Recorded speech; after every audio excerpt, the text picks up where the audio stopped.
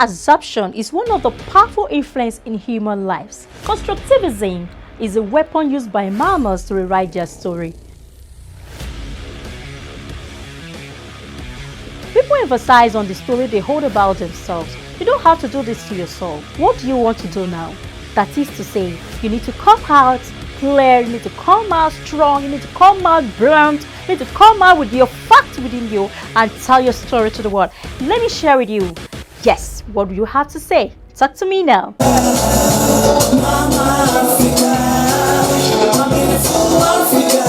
Celebration time, celebration of unity, diversity, true love and harmony. Africans, come on, let's celebrate. Africa, it's time for us to live in unity, one love and peace. Let's come together and celebrate us and celebrate unity. Bless Africa, one love, one love, one love. Yes. Welcome and good afternoon, viewers watching us this time. Yes, it is 3:31 and West African time. I'm so sorry that it's really late because we have series of programs that I have to hold on for, and I really we're gonna work very hard on that. They're not gonna be using my time anymore. Well, firstly, before I go into the details, is that I would like to apologize that for the last 2 weeks I haven't been able to come online, and that's due to the transport problem. Well, I pray to be mobile soon, so that when I have my car, rain or heavy rain or road congestion and all that will not be a barrier for me to move around and have my show and have you guys on here. So I really miss you all. I'm so sorry about that. So, happy independence, Nigeria. We are still in the season of independence of Nigeria at 63. You know, on the 1st of October, Nigeria is now 63. So, let us celebrate Nigeria. Nigeria at 63. We believe that Nigeria is moving every day, no matter the situation of Nigeria at this moment. We so much believe that Nigeria is still this giant of Africa that everybody claims for and everybody are so proud of. So, happy independence, Nigeria at 63. So we love Nigeria. I am so much proud of Nigeria. I'm a good ambassador of Nigeria anywhere I go. So I'm eager to talk about my nation, irrespective of whatsoever situation we are going through. So, today, before I go into the details, I have actually a guest today. It's not actually a guest. I will be introducing him as my co-host any moment from now, so that when I'm not available, when job may take me outside from here, or maybe any kind of situation that I find myself, because I'm a busy person, so maybe something can come up that I'm not able to come on here, you will always have him. So he's gonna be joining me on this talk to me. So well. So actually, it's not gonna be every time it will be the one, but just trust me. Talk to me is not gonna be missing out again, because this is what I've been working hard on. That we are not going to be on and off by His grace. So before we look into the details today, I would like to read first the headlines. And then when I'm back from these headlines, I will introduce to you better my co-host. He will soon be official co-host, but right now I will just call him a co-host. So stay with us. Cholera spreading fast in Zimbabwe, with funeral restrictions called to close schools. Explosion at homemade petrol operation kills at least 37 in Nigeria. A storm caused devastation in Libya, but politics may be its biggest problems in the aftermath. These are the headlines, 3 headlines I have for today. And now the news in details.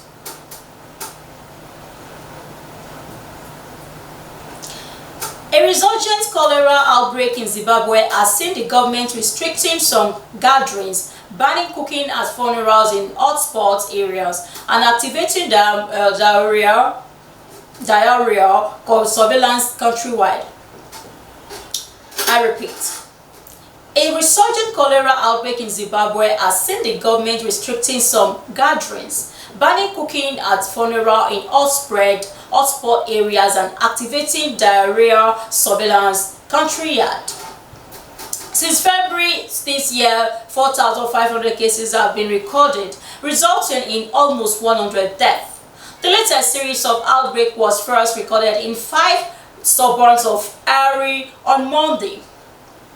In a statement, the Hari City Council said 3 of the 5 known cases were linked to people who had recently visited Bohera district, which is a cholera hotspot in Shaland province. The government said part of the reason behind the cholera outbreak in Harare was the contamination of the city's water sources, Lake Shivaro and the Manyem Dam, according to them. Another factor was old water pipes.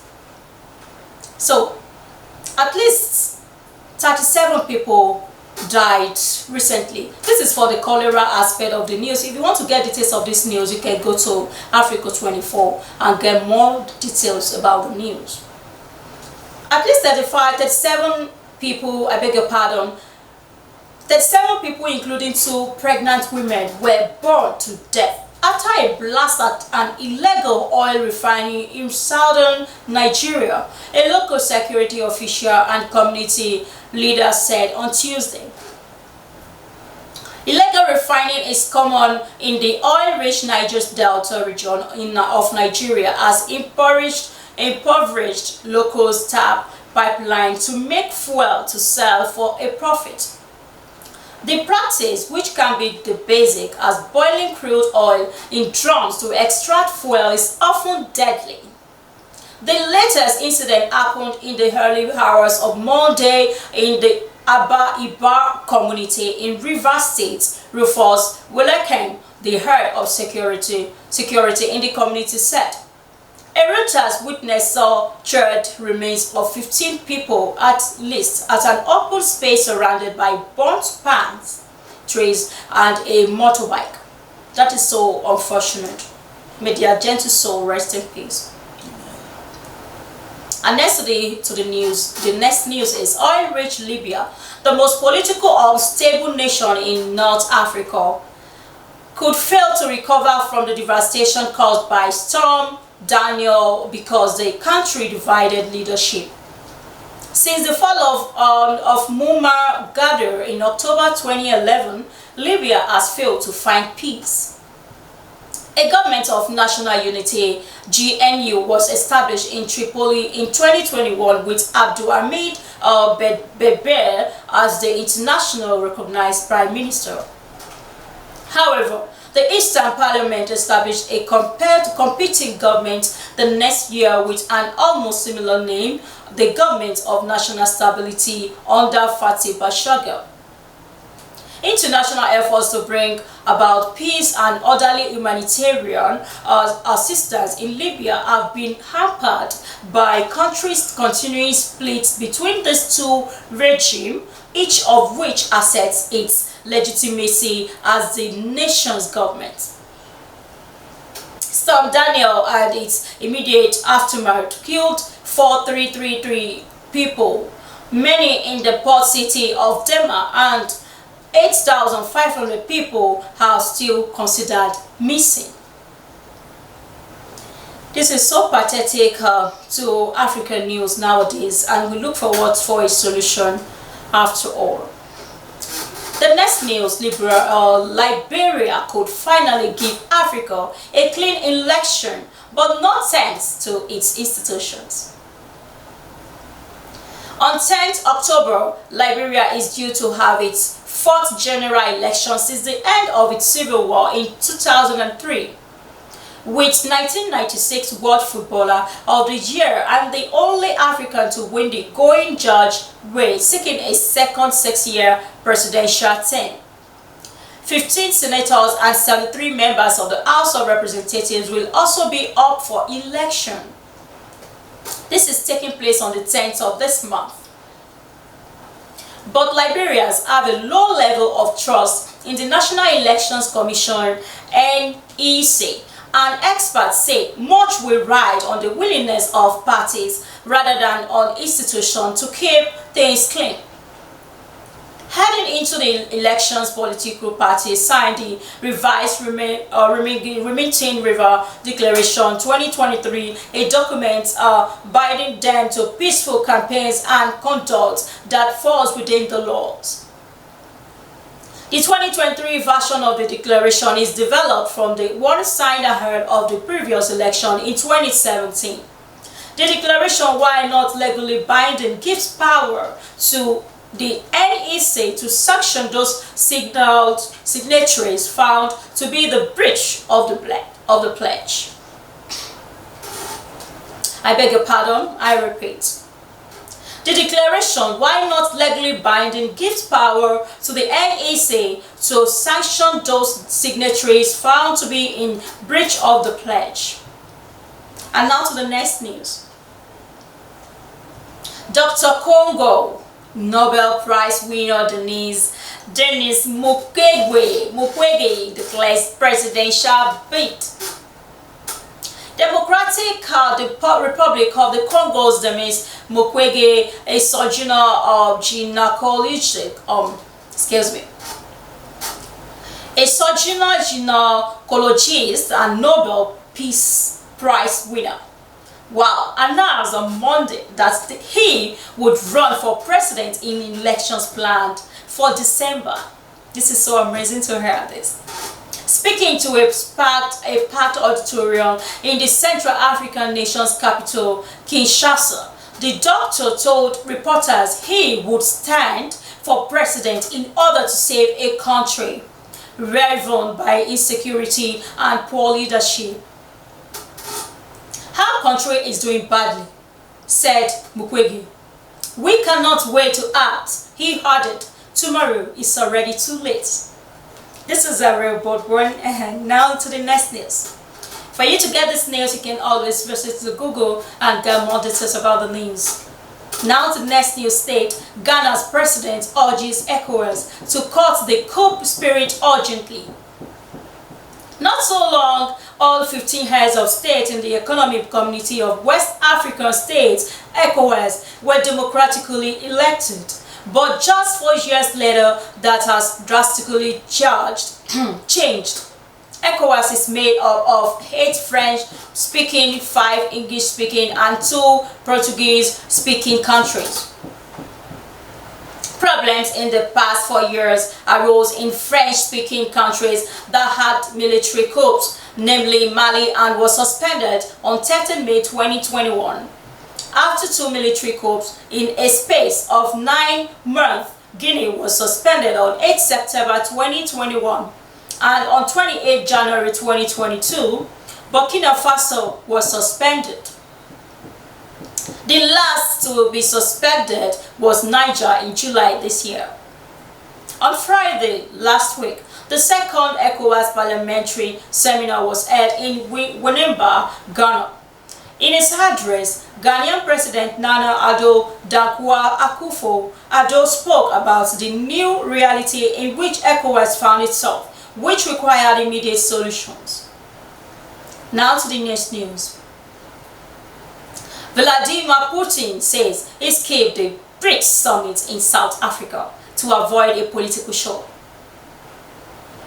Russian President Vladimir Putin said on Thursday he skipped a BRICS summit in South Africa because he did not want to cause a political show. The Russian leader is the target and an international criminal court areas warrant a provision that South Africa, as an ICC member, would be expected to implement if it were to set foot in the country. Russian Foreign Minister Sergei Lavrov attended a summit in Johannesburg. Why would I create some problems for our friends during an event? Putin said at a meeting of the Vardar Discussion Club. If I come, a political show will start, he said, adding that he had enough to do at home. and so suggesting he did not quite believe he would face arrest. South Africa said at the time that Putin did not want to jeopardize the talks.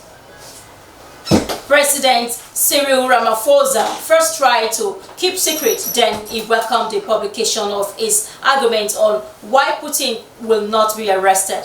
It would be reckless and unconstitutional, that unlawful exercise of the powers conferred upon the government to declare war with Russia by arresting President Putin, Ramaphosa told the High Court.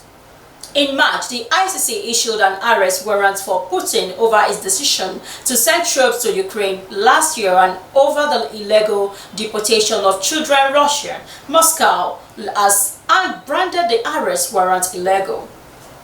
And before I go, is the news of Nigeria's president's challenge over alleged diploma forgery. President Bola Tinubu forged a diploma from an American university that he presented to Nigeria's election commission before the February vote and should be removed from office. First runner-up Atiku Abubakar and his lawyer alleged in a briefing with reporters. They cited records obtained from the university in a U.S. court hearing and shared with the Associated Press. Abubakar previously has urged Tinubu should not be president because the election commission did not follow due process. In announcing the winner, Tinubu was not qualified to run, citing series of aides wrote on X, formerly known as Twitter. The court challenge is being closely watched by many Nigerians following a divisive elective election that saw Tinubu win with less than 50% of the vote, a first in Nigerians' history. Well, a party at fault cannot be allowed to enjoy the fruits of its legality, Kanu said. No presidential election in Nigeria has ever been voided. So, in advancing his court challenge, Abubakar secured an order from the U.S. District Court for a Northern District of Illinois directing Chicago State University, which Tinubu attended, so to release his academic records. And finally, in a transcript of a deposition this week given to AP by Abubakar, Assumption is one of the powerful influences in human